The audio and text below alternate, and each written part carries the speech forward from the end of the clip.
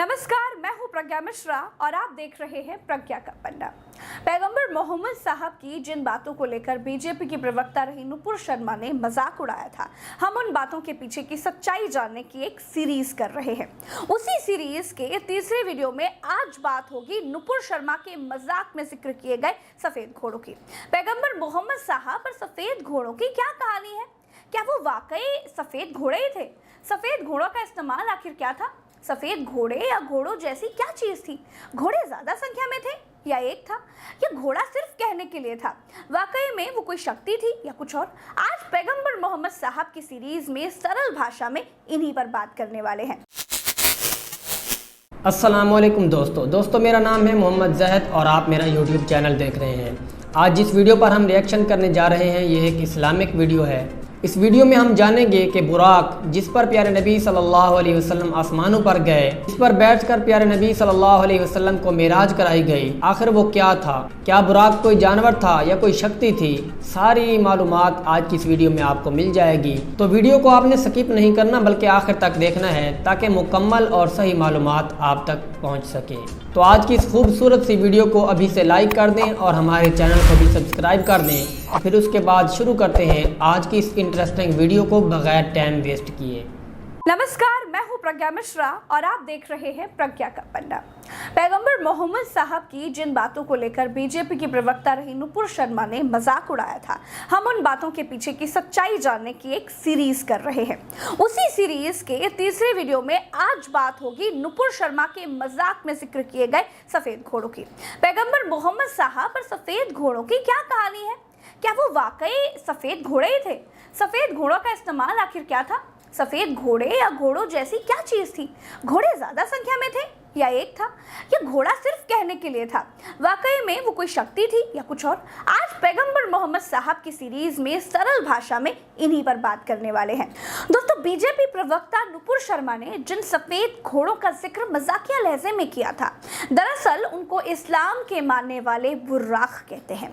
इस्लाम धर्म में बुर्राक को घोड़े से छोटा और खच्चर से थोड़ा बड़ा एक ऐसा जीव बताया गया है जो चमत्कारी था, जो बिजली की रफ्तार से उड़ सकता था, जिस पर बैठकर मोहम्मद साहब ने इसरा और मेराज की यात्राएं की थी। इसरा और मेराज मोहम्मद साहब की दो यात्राएं थी। लोगों ने इसे आमतौर पर मेराज नाम से ही याद कर लिया। इसरा कहते हैं रात के एक भाग को। इसरा की कहानी यह है कि बुराक पर बैठकर मोहम्मद साहब ने मक्का की मस्जिद और फिलिस्तीन की मस्जिद अक्सा तक की 40 दिन की यात्राएं मात्र रात के एक हिस्से में ही कर ली थी। यात्रा के इस पार्ट को इस्लाम में इसरा कहा गया। यात्रा के दूसरे भाग को मिराज कहा गया।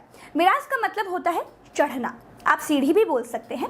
यात्रा का दूसरा पार्ट वहां से शुरू होता है जब मोहम्मद साहब मस्जिद अक्सा यानी फिलिस्तीन में थे और उनको वहीं से 7 आसमानों की तरफ ले जाया गया था।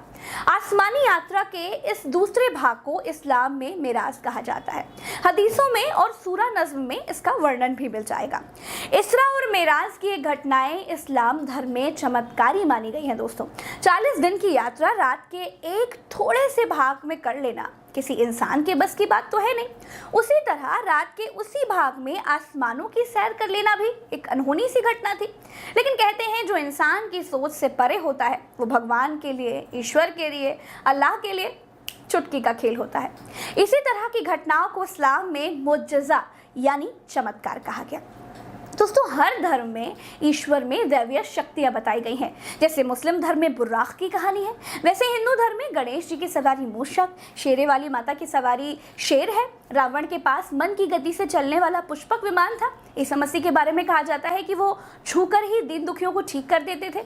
हमारे हिंदू धर्म में शिव सबसे सुपीरियर ईष्ट है, देवादिदेव है, महादेव है, यानी देवी देवताओं में सबसे बड़े हैं। तो हर धर्म में ईश्वर की अलग अलग शक्तियाँ बताई जाती हैं। हर धर्म में अपने अपने रिचुअल्स के हिसाब से, अपनी अपनी मान्यताओं के हिसाब से, अपने पूर्वज वेद पुराणों और धर्मशास्त्रों के हिसाब से मान्यताओं का पालन किया जाता है।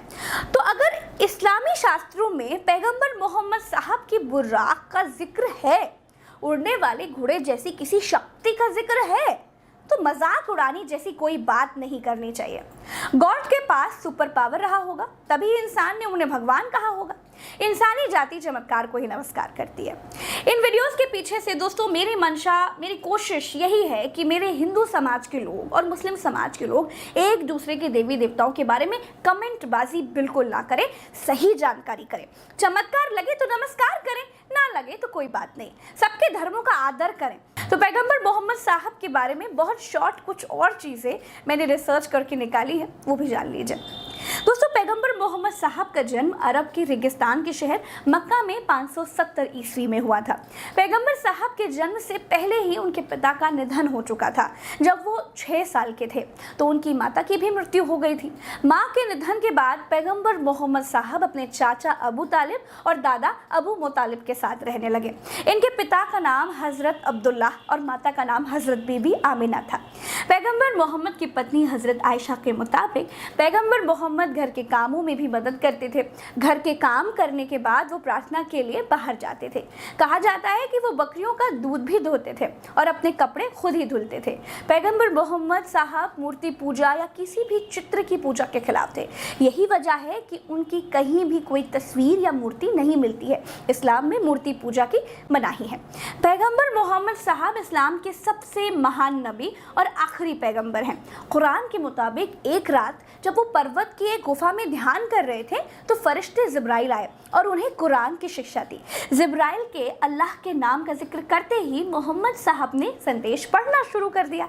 अल्लाह का संदेश मानकर पैगंबर मोहम्मद साहब जिंदगी भर इसे दोहराते रहे।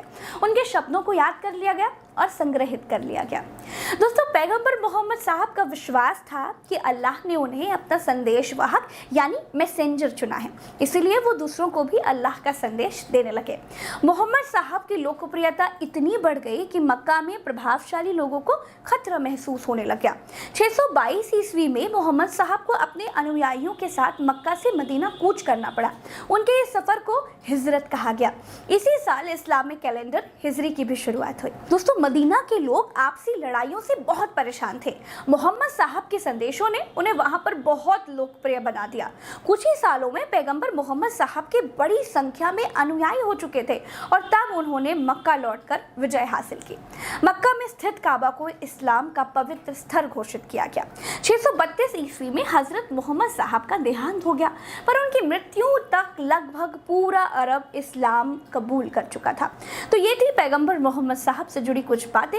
वक्त की मांग थी कि इन बातों को समाज के सामने बिल्कुल आसान भाषा में रखा जाए।